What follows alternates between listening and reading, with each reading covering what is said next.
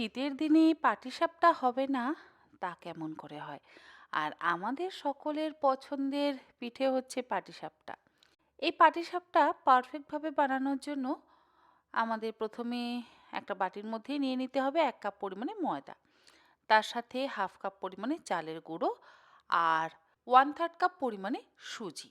এই মাপে যদি আপনারা পাটিসাপটার ব্যাটারটাকে তৈরি করেন তাহলে আপনাদের পাটিসাপটাগুলো কিন্তু একটাও ভাঙবে না।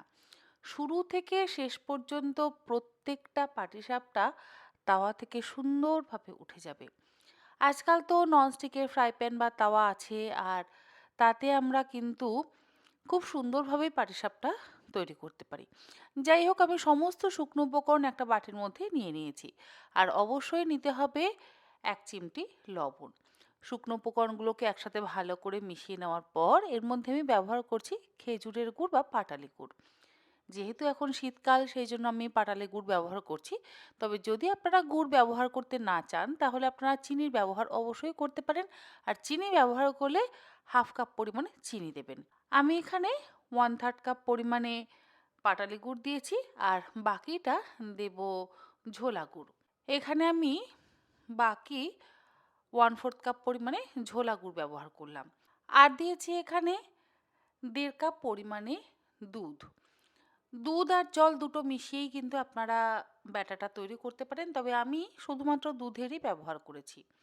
তারপরে সমস্ত কিছু একসাথে ভালো করে মিশিয়ে নিয়ে ১৫ থেকে ২০ মিনিট ঢাকা দিয়ে কিন্তু রেখে দিয়েছি। যাতে সুজিটা সুন্দরভাবে ভিজে যায়, নরম হয়ে যায় এবং ব্যাটারটা পারফেক্টভাবে তৈরি হয়।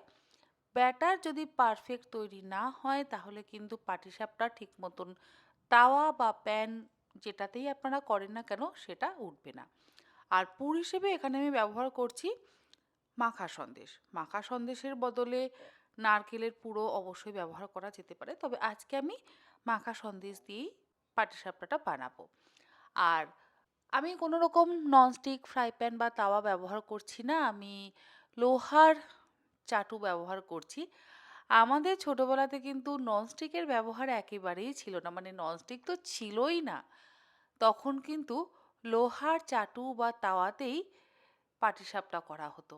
আর প্রত্যেকটা পাটিসাপটা সুন্দরভাবে আমার মাকে দেখতাম চাটু থেকে গোল গোল করে তুলতো। মানে একদম রোল করে মা পাটিসাপটাটা চাটু থেকে তুলতো।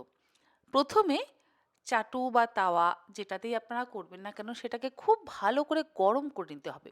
গরম যদি ঠিকমতো না হয় তাহলে কিন্তু পাটিসাপটা আবার উঠবে না, আটকে থাকবে। তাওয়াটাকে আমি খুব ভালো করে গরম করে নিয়েছি, মানে চাটুটাকে গরম করে নিয়েছি। আর চাটু ভালো করে গরম করে নেওয়ার পর এর মধ্যে আমি ঘি মাখিয়ে নিয়েছি। কখনোই তেল মাখাবেন না, ঘি ব্যবহার করবেন। তবে যদি আপনারা ঘি খেতে না পারেন বা ঘি খেতে না চান তাহলে আপনারা তেলের ব্যবহার করতে পারেন। তবে তেল দিলে কি হয়, একটা অন্যরকম তেলের গন্ধ হয়। ঘি দিলে কিন্তু খুব সুন্দর খেতে হয়। ভালো করে চাটুর উপরে ব্যাটারটা দেওয়ার পর হাতার তলার দিকটা দিয়ে গোল করে একটু ঘিটা মাখিয়ে নেওয়ার পর ১ হাতা ব্যাটার আমি দিয়ে দিলাম এই চাটুর উপরে। ব্যাটারটাকে ছড়িয়ে দিচ্ছি। তারপরে একটা সাইডে আমাদের পুরটাকে দিতে হবে। আর পুরটা একটা সাইডে দেওয়ার পর আমি আস্তে আস্তে খুন্তি দিয়ে পাটিসাপটাগুলোকে তুলে নিচ্ছি। হয়তো ১ম পাটিসাপটা ঠিক মতন নাও উঠতে পারে। তবে যদি আপনারা ব্যাটারটা একদম পারফেক্টভাবে তৈরি করেন না তাহলে শুরু থেকে শেষ পর্যন্ত প্রত্যেকটা পাটিসাপটা তাওয়া থেকে সুন্দরভাবে উঠে যাবে। দেখুন, আমার প্রথম পাটিসাপটা কিন্তু সুন্দরভাবে উঠে গেছে। আমি একটু ঘি দিয়ে ভালো করে ভাজা ভাজা করে নেওয়ার পর এটাকে আমি তাওয়া থেকে তুলে নিচ্ছি। আবারও চাটুতে বা তাওয়াতে ভালো করে ঘি ব্রাশ করে নিচ্ছি। ঘি ব্রাশ করে নেওয়ার পর আমি ১ হাতা ব্যাটার দিয়ে দিলাম। আর লোহার চাটু বা তাওয়াতে করার একটা সুবিধা কি জানেন তো? চাটুটা যদি একবার ভালো মতন গরম হয়ে যায় না তাহলে কিন্তু সেটা খুব সহজে ঠান্ডা হয় না। সেই জন্য লোহার চাটুতে পাটিসাপটা কিন্তু সব থেকে ভালো হয়। আর দেখবেন ওপরে সুন্দর ছিদ্র ছিদ্র মতন তৈরি হয়, যেটা ননস্টিকের তাওয়া বা চাটুতে ঠিক মতন হয় না। আমাদের ছোটবেলাতে কিন্তু লোহার তাওয়া বা লোহার চাটুতেই পাটিসাপটা করা হতো। আর সত্যি বলতে লোহার জিনিসে যদি কোনো কিছু বানানো হয় তাহলে স্বাদ তো অবশ্যই ভালো হয় এবং ভীষণ পারফেক্ট হয়। দেখুন আমার প্রত্যেকটা পাটিসাপটা কিন্তু ভীষণ সুন্দরভাবে খুব সহজে চাটু থেকে উঠে আসছে। আর এই একই রকমভাবে আমি সবকটা পাটিসাপটা তৈরি করে নেব। আশা করি আমার আজকের এই পারফেক্ট পাটিসাপটার রেসিপি আপনাদের ভালো লাগলো। ভালো লাগলে আপনারা এই মাপ নিয়ে অবশ্যই এবারের পৌষ পার্বণে এরকমভাবে গুড় দিয়ে পাটিসাপটা বানান। দেখবেন সকলের খেতে অসম্ভব ভালো লাগবে।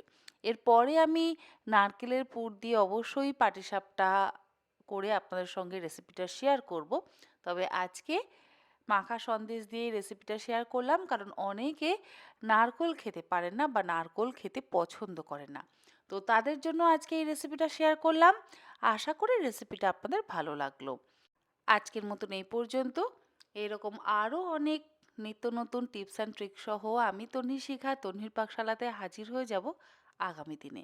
আপনারা সকলে ভালো থাকবেন, সুস্থ থাকবেন। ধন্যবাদ।